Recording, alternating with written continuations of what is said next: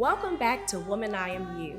I am Nicole Ragsdale, and it is a pleasure to be here with you to empower, encourage, enlighten, and inspire you to move through what has held you back in the past and give you the tools to help you take the steps to be the best you.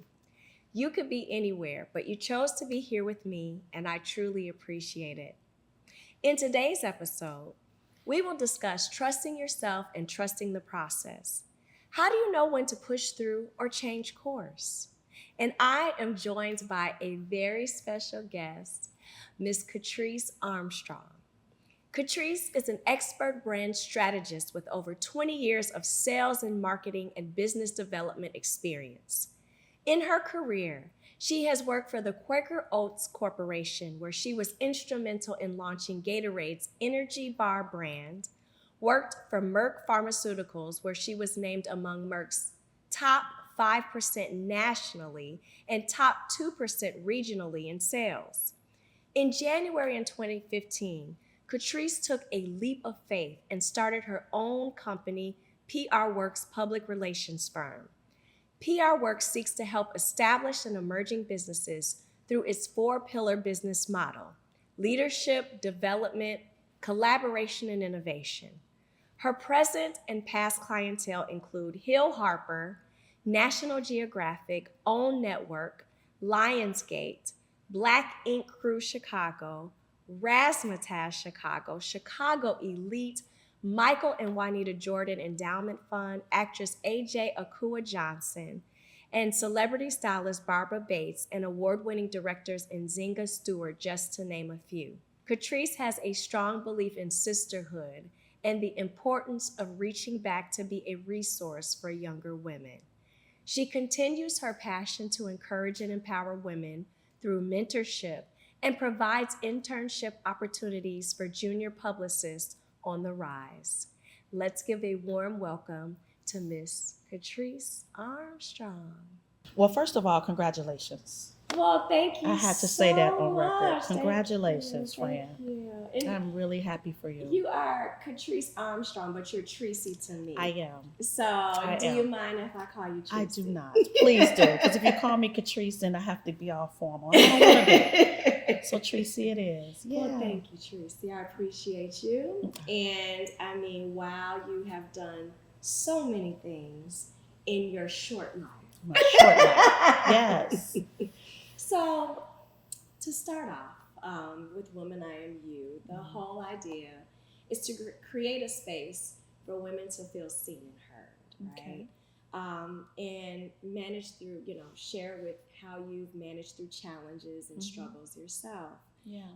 So aside from your amazing accomplishments, tell me a little bit more about who Catrice Armstrong, or Tracy, is, what motivates and drives you, and how do you find time to do all the things? All right. So, I think your first question was what motivates me, right? Yes. I think I kind of motivate myself, and I'm going to tell you why. Okay. I'm an only child. Okay. Raised by a single mother. And as I've gotten older, our roles have now changed. Sure. My mother has some health issues. Okay. So now I had to kind of step up quick and really, take care of her. Yeah. So because of that, I realized that she needs me a lot. And her movements now depends on me. So that means I need to take care of myself, because if I'm not well, nobody else is well, right? Correct. For sure. So I motivate myself, and I think life situations has made me look at myself and reflect to say, how can I get better? Because once I'm better, everybody around me gets better. Because I do believe women, we're the center of the universe. We really are. Yeah, for you sure. know, and if we're off, everything is off. Yeah. But when you're centered, then you can care for others, you can nurture others, you can love others, you can spread that energy. So for sure. So what made you decide to take that leap in 2015 to start your own PR Works business? Yes, I remember the day like yesterday, even though it's been that was 15, we're 2024, so that's over, what, 15, that's about 10 years, right? Uh-huh. Yeah. What made me was, again, life situations. I was in pharmaceutical sales. Yes, that's where we have that background. And during that time, the industry was very up and down. I went through, at the time, 2 layoffs. I kept getting saved. But I clearly remember that the stress of it, of not knowing, because you know how this game can be. It can be consistent, you rolling, and next thing you know, they have you at a sales meeting, and it's like, oh, we're laying off tomorrow. You're like, okay. So at that time, I was getting ready to turn 40. I had no children. I was not married at the time. And I remember clearly saying to my boss at the time, I said, they're going to make these layoffs. Any way we can figure it out where I can be in the bowl to be laid off. Because, you know, managers have their picks, right? Yeah, for sure. And I felt comfortable enough because I felt like if I was going to do the leap, the time was now. Yeah. Because I was only 40 or turning 40. Yeah. I could be on oodles and noodles for a while. I can adjust to life because it was just me. Yeah. And sure enough, I got that call. And they also gave you an opportunity to withdraw, right? And you take your severance package as well. So I decided to do that. I decided to take that leap. I always had a love and desire to do public relations and marketing, which that's what my degree is anyway. And I was great with people. Yeah. You know, I grew up in a lifestyle where I was always around celebrities. I was around people with money, you know, people with fame and all that. And it was just very easy to talk to them, to develop relationships. So innately, I felt like all that was already in me. Sure. And I did it in sales with pharma, but we called on doctors. This time I'm calling on, talking to a whole lot of variety of people. So I took the lead. And when I tell you, I never looked back. I never looked back. I did not look back at pharmaceutical at all. Sometimes it's vague to me. I love that. Yeah. I love that. It's vague to me. Yeah. And does it feel like that was just a different part of your life that you have now transferred into a whole different position, place? Yes. That no longer even is part of your vision. Yes, I do feel like, I know it still played a part because I believe everything happens for a reason. Yeah. So it is part of that. But who I was then and who I am now is totally two different things. And I do believe now I'm in a space of living in my purpose. Yeah. So important. Yeah. I think just based on some of my experiences as well is that things are different when you live in your purpose.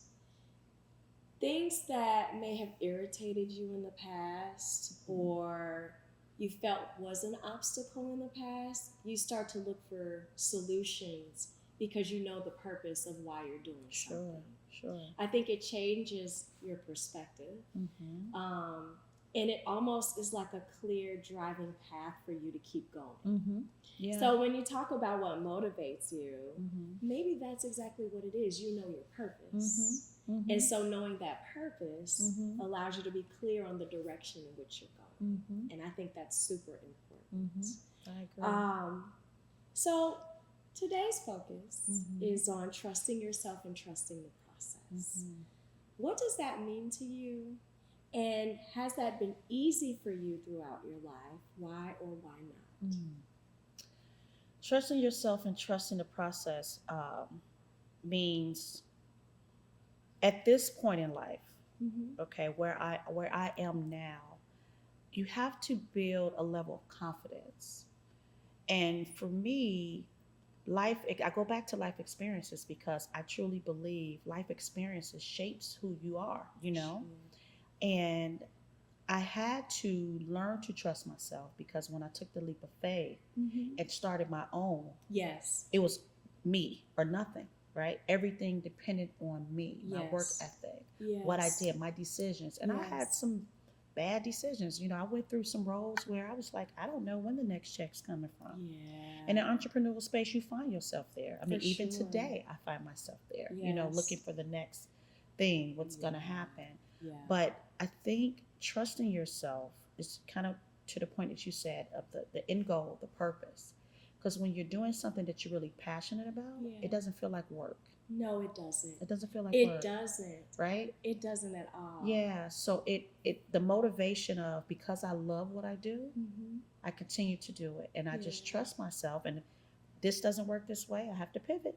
I have to try this. Yep. Okay, this is not working. Yep. I got to do this. Yep. So that's what motivates me. I think I answered your question. Yeah. Of just really, it comes back to the life experiences. That's what really pushes me and motivates me. But it's still on me. Right. You know what I mean? No, at the end of the day, sure. it's on me. Absolutely. You know, it's funny. Doing the podcast is kind of me breaking outside of my box, breaking the molds, right? Because I'm not getting paid. I'm paying. And it's really the first time in my life that I made a decision to do something that was important to me. Whether it was getting paid or, you know, any financial gain in it. And I agree. So like totally, like I write out a lot of like what I want to talk about, and especially within the individual episodes. And what I find is that as I'm writing, if it like I don't even think about time. I don't think about time until I look up and I'm like, oh my gosh, it's 10 o'clock, or oh my gosh, it's 11 o'clock. So I truly understand what you mean when you say that when you realize or find what your purpose is, how you just lose track of time, and it's so meaningful to you that you keep doing it because you know it's the right thing to do for you. And you continue to strive to be better at it because you love it. Right. When I first jumped out, I didn't have any media training, any public relations. I just really innately went off my own God-given talents. But I made mistakes. You know, I hit some roles. I worked with some clients that drove me crazy, you know, literally and figuratively. But I strive to be better. And then I had to learn. There was a lot of mistakes that I made too because I didn't have the proper training, you know, so to speak. And you learn, you know. But because I love what I did and I love what I do, I kept going because I wanted to be better and better and better for the next client and the next. So it's always up. Right. Yeah. You it's like levels. Yeah. But the thing too that inspires me just from having the conversation is that failure, right? Like sometimes we look at failure as a bad thing. But really all it is where you learn. Where you learn how to get better. Absolutely. How to do things better. And I think sometimes we have to reframe our thought about failure. Yes. And understand that it's just a part of the process. Yeah. So what are some reasons, let's say, have you always felt like that? Have you always trusted yourself in the process, or do you think it's through experience that you've now come to this? Definitely experience. I have not always trusted myself. And sometimes I still question some decisions because life is all about learning. Right? Absolutely. So I don't have all the answers. I still find myself questioning. But one thing I've learned, 50, because I just turned 50. I do want to say that. I'm very happy to. Happy birthday. Thank you. You were there. I think you were at my party. Yeah, of course. I know you've been to a few of my parties. But I've learned now to seek wise counsel. You know? Wise is the key word. Counsel. Wise. Yes. Can you talk a little bit more about that? Yes. And wise counsel can be categorized for people differently. For me, there's been therapy. Okay. For me, there's been girlfriends, sisterhood. You know. For me, there's been family.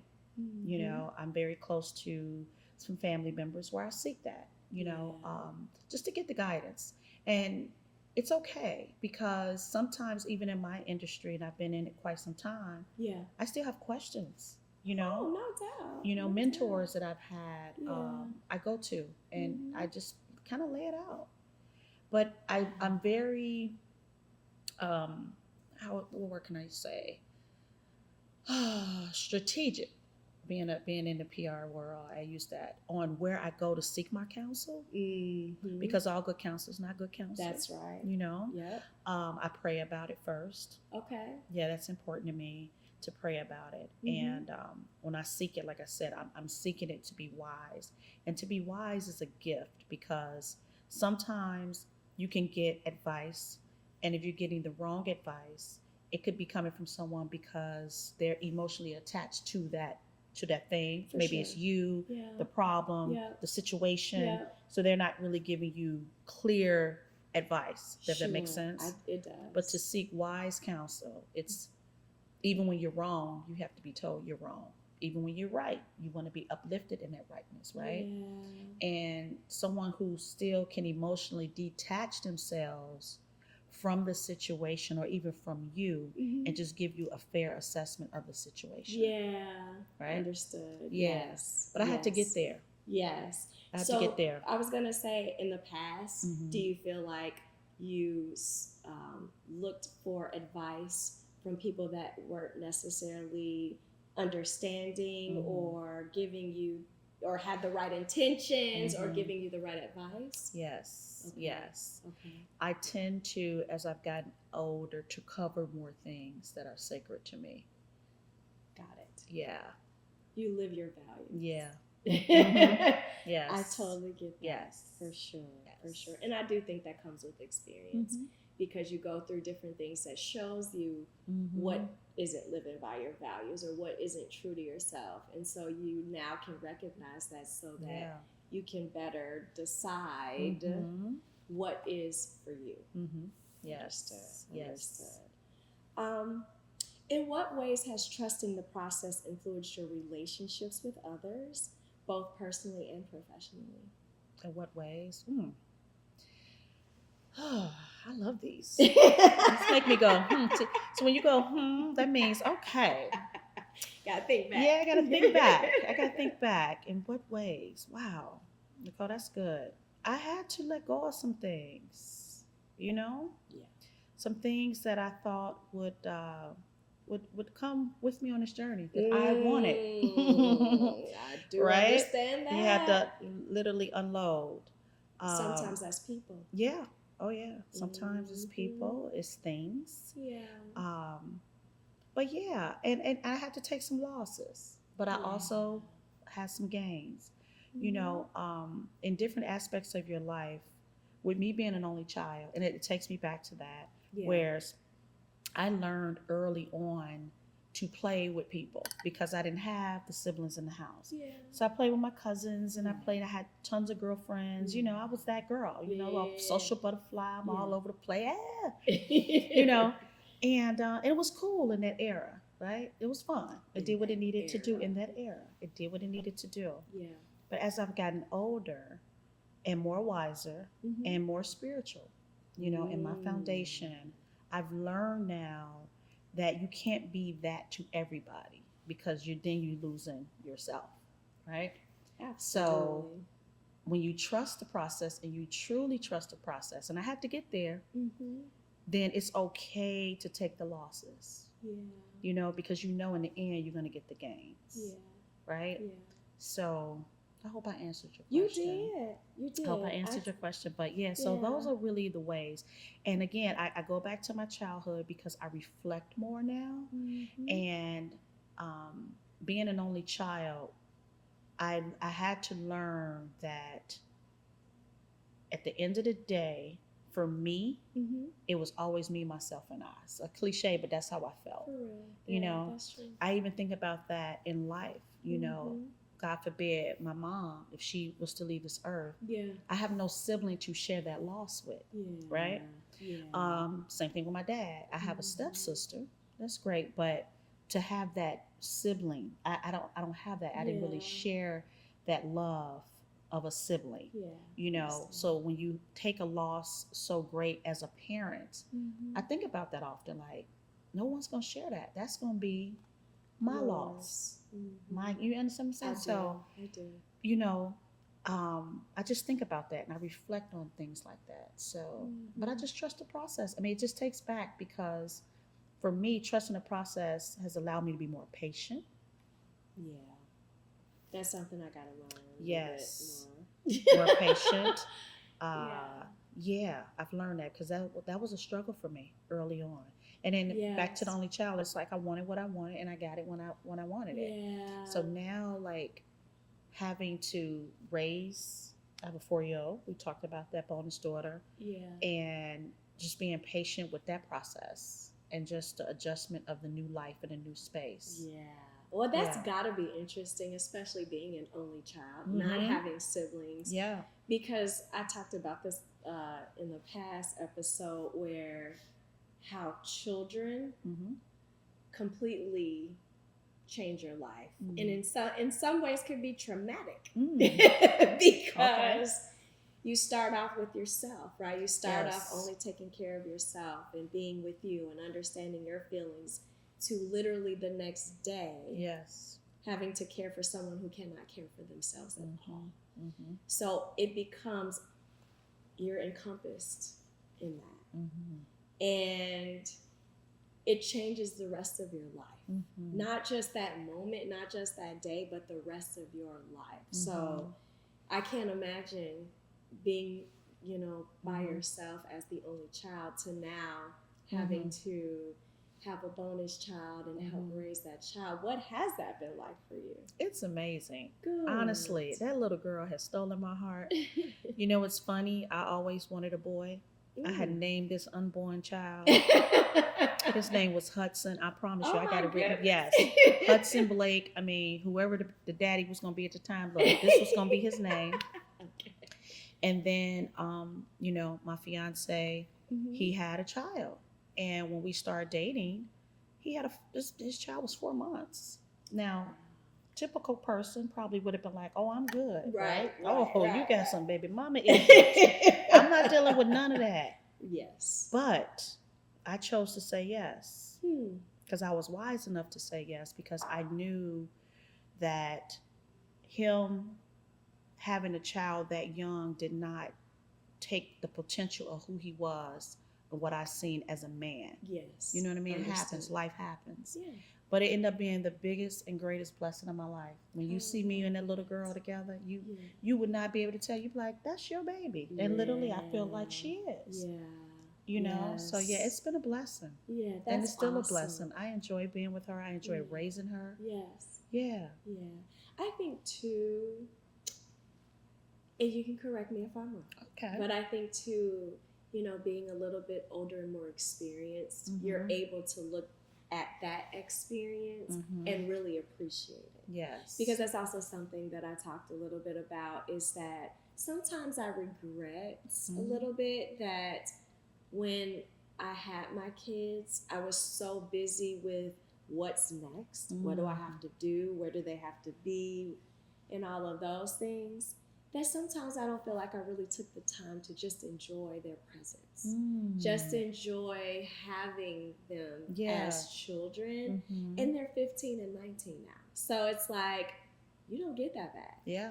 And you do your best, once you recognize that, right? You do your best to maybe rectify some things, talk, we have conversations all the time. But I'm trying to do a better job of being more present. And it's hard. It's really hard. And I think it's sometimes too, when you are so driven to want to produce, be the best, sometimes probably be perfect, which is not the right way to go. Right. Sometimes you lose yourself in that. So I guess the question would be, because you've been very accomplished, how do you continue to go back to you, feed you, versus getting lost in what you're trying to give to everyone else? I'm intentional on making time and carving that time out for myself. And that can look like anything. It could be, for me, watering my plants and sitting out on the front and just having some tea. Yeah. Even if I have to take 30 minutes to myself. To do that. Yeah. I need time. As much as I love all of the movement in the house, it's nothing like, taking time. And I was even thinking, it's funny, about doing a staycation. Oh, yeah. Just going downtown or just whatever, and just doing me. And it's not that it has to be anything wrong. You just, self-care is important. And It as women, I mean, we're is. like super women for real. Like we're handling it all. Yeah. But again, like I said earlier, if our self care is not in control or we're not checked, Yeah. we can't be present for anyone else because we're not present for ourselves. That's right. That's So to answer your question, I'm just learning to be more intentional about Yes. it and carving out the time. Yes. Even if it's a little bit of time, it Mhm. has to be some self care, Tracy time in that day. For sure. Yeah. For sure. Yeah. So can you share a pivotal moment Mm-hmm. when you had to trust the unknown, and how did that shape your path? Well, I think one of the moments is when I shared about the job For sure. because I didn't know, like, if I was going to be on Oodles and Noodles, fine. I think too, not from the career, but from personal. I just go back to the relationships. Two things come to mind. Number one, personally in my relationship, when I was dating a young man earlier, and it was kind of a waste of time. Let's keep it 100, but whatever. And I, for me, in the 40s, your mind started playing tricks on you, right? Where I know mine was with me. Oh, well, you 40 something now. You sure you want to get back out here in this dating pool? What you want to really do? Yeah. You've been with this guy for a couple of years. Go ahead, hang in. It's literally like this going on in the mind. And I had to make a decision. And I didn't know what the unknown. I could have just been single for the rest of my life and be okay with that. Yeah. So the unknown was, once I make this decision to leave this relationship because it was no longer serving me anymore, I don't know what tomorrow's going to look like, but I'm going to not be here. Right. Okay? I'm not going to be here. You're going to find out what it's going to be. Whatever it's going to be. And it had nothing to do with any extracurriculars. It was just, this needed to end. Yeah. Right now. Yes. Instantly. Yes. And when I did that, it was just like a load to lift, because it wasn't just a regular breakup this time. Okay. And I think it wasn't because when you get older, for me, I felt like if I'm giving you this type of time, I'm investing in something lifelong, right? We're not just dating just to, just to date at this point. Yes. So for me, it was walking away from a lot of things that I felt I planted and sold, right? But leaving that was very pivotal for me, because again, I just felt like I don't know what tomorrow is going to bring, but it won't be this. So from a career standpoint, I shared, same thing. I was just like, this up and down. And that's another thing I've learned about myself. I don't do well with inconsistency, period. If you're inconsistent as a person, we're not going to make it. Yeah. A friend, we're not going to make it. Yeah. Just go ahead, write me off, girl. Because you feel like you can't depend on that. Yeah. And who wants to be with chaos? Yes. And not somebody that you can depend on. Absolutely. Yeah, that's a journey that I've had to deal with myself. Okay. Fair enough. We can talk about that. But I've learned that about myself. Like, inconsistency just don't work. Yes. And I try to show up how I want to be. So consistency for me is everything. Yes, and I try to show up that way. Absolutely, for other people. Do unto others as you want them to do absolutely. Unto you. That is a great motto. I promise you I live by that. So I think career-wise, the job, and then personally, the relationship. Yeah. But it has shaped me to be a better person in both areas, because had I not left those situations, I probably would be like the hamster in the wheel, right? Just running. Yep. And not going nowhere. Yep. And being used to just the day-to-day routine of it all, and staying in something because why not? But no. The comfort, even though you're not comfortable. Exactly. It's easy, even if it's hard, stick with it. All of that stuff, this rocky road.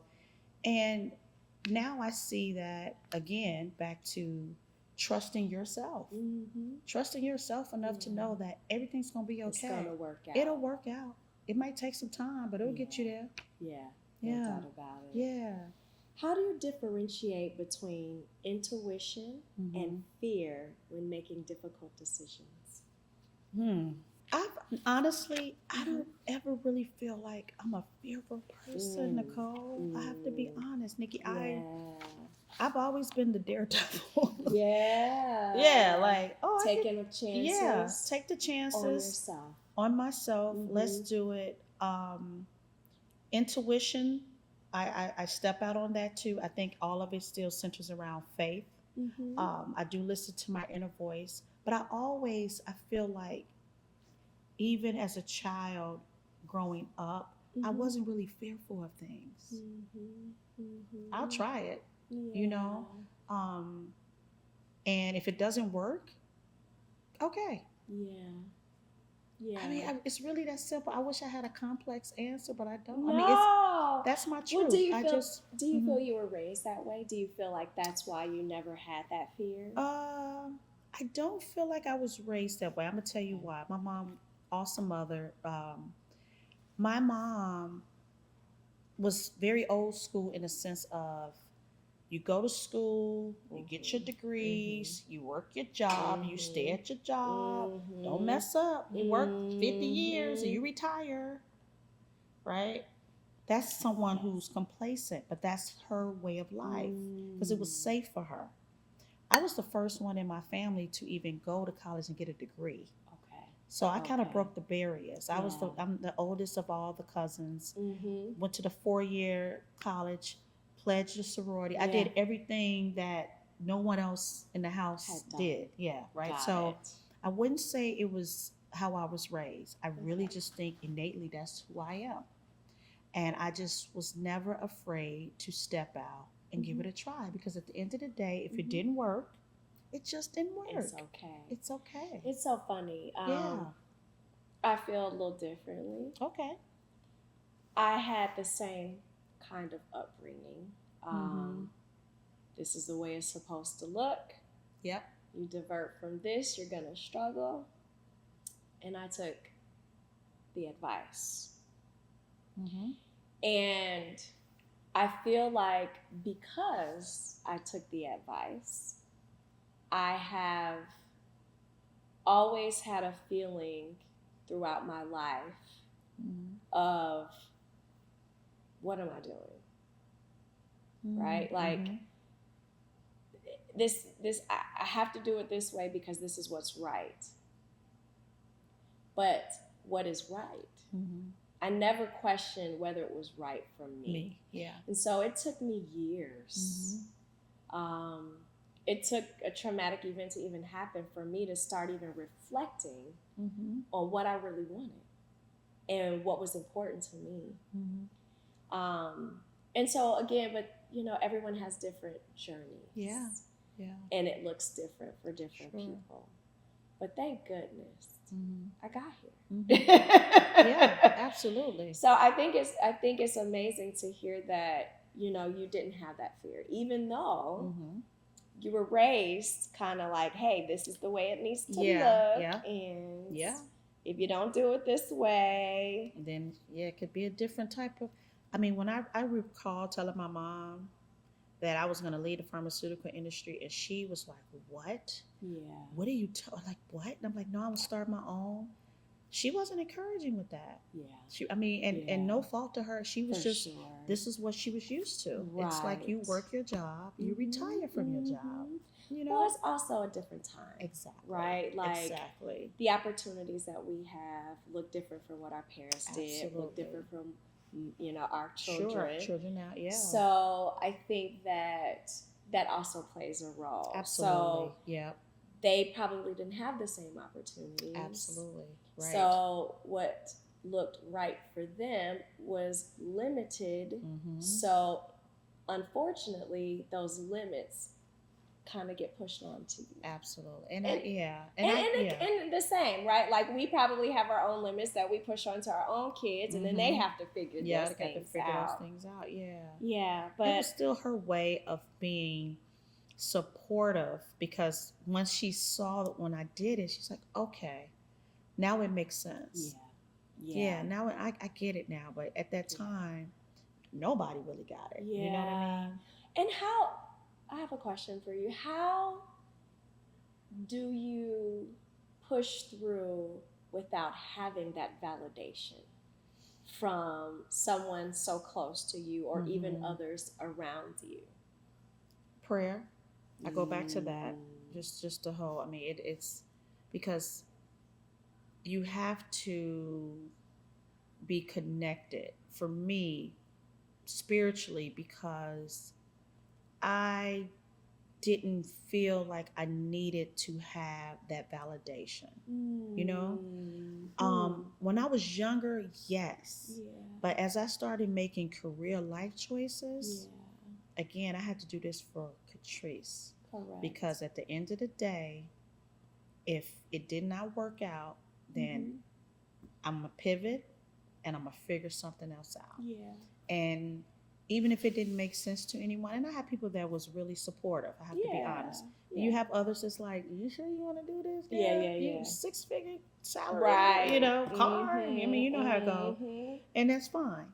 But I did not feel like I needed that support of that because, again, I just really believed in myself. Yeah.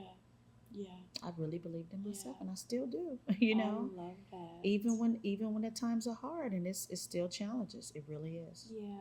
But I'm grateful for the challenges because when you have the challenges and you come through and you overcome these challenges, it just really makes you a better person. It's like it's sharpening you, right? Yes. It's getting you ready for something else. Yes. And sometimes the unknown can be fun.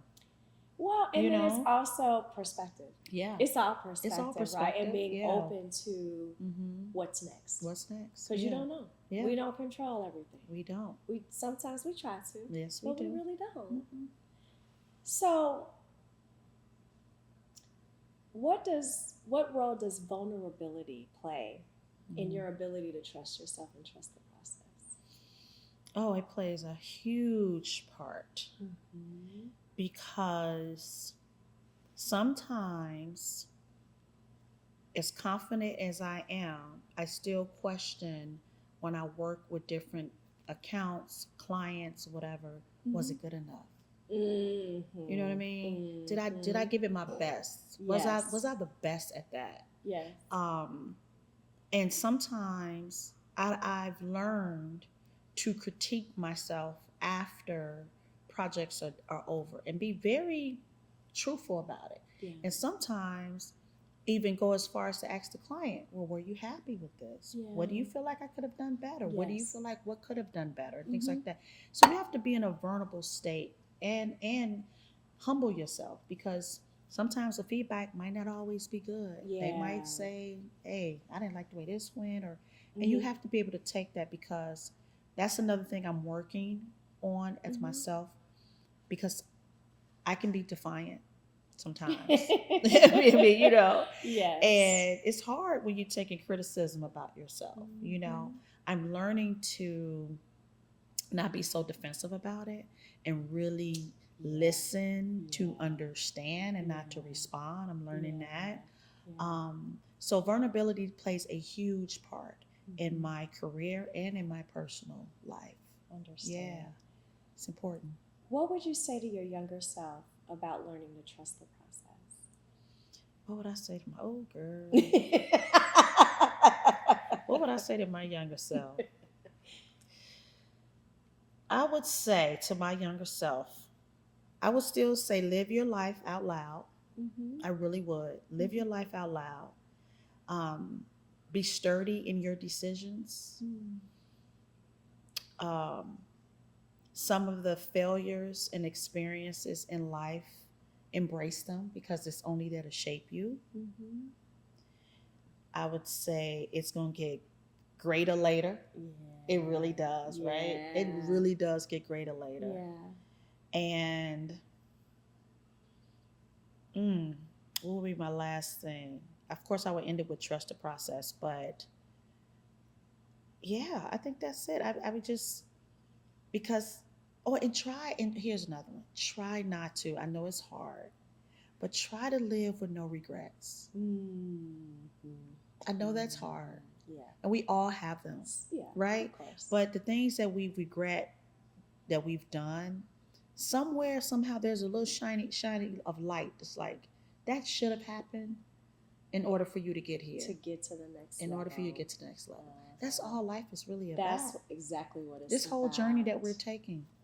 It's a journey. It is a journey. Sometimes it's a road less traveled, but you know, it's a journey, and I'm realizing that, and I'm still, even at 50, feeling like I still have more to learn. Absolutely. You know, my grandfather is 99 years old. Wow.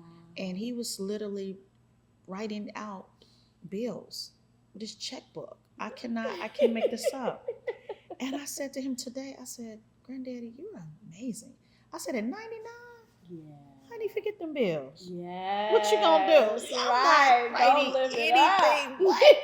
Live out loud, Granddaddy. You know? But yeah, so I learned that, and I'm still learning that this is all a journey. It is. And these experiences are our best teacher. I truly believe that.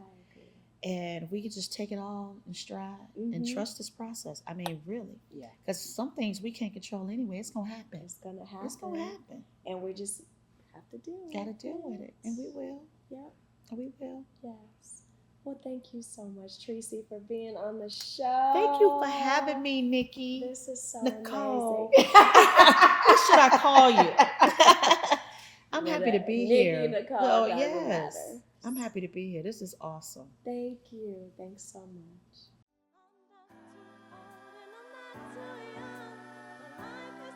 I hope that you were able to take some gems from our conversation to implement the changes that you are looking to make in your life. We would love to hear your feedback and also hear your stories on how the podcast has helped you to create those changes. Please feel free to email me at womaniamu@gmail.com and or DM me on Facebook or Instagram at womaniamu. Remember, there is no magic pill. There is no one way to do life. We are different, we are unique, and we are deserving of the best. Going on this journey with you is very healing for me. I get to learn just as I hope you learn from this podcast. Ladies, please stop hiding your gifts and talents from the world because the world needs you. We are all in this together because, woman, I am you. If you love the show and want to see or hear more, please subscribe to my YouTube page and watch at Woman I Am You Pod. Tune in on iHeartRadio, stream on Apple Podcasts, listen on Spotify, and follow me on Facebook and Instagram at Woman I Am You.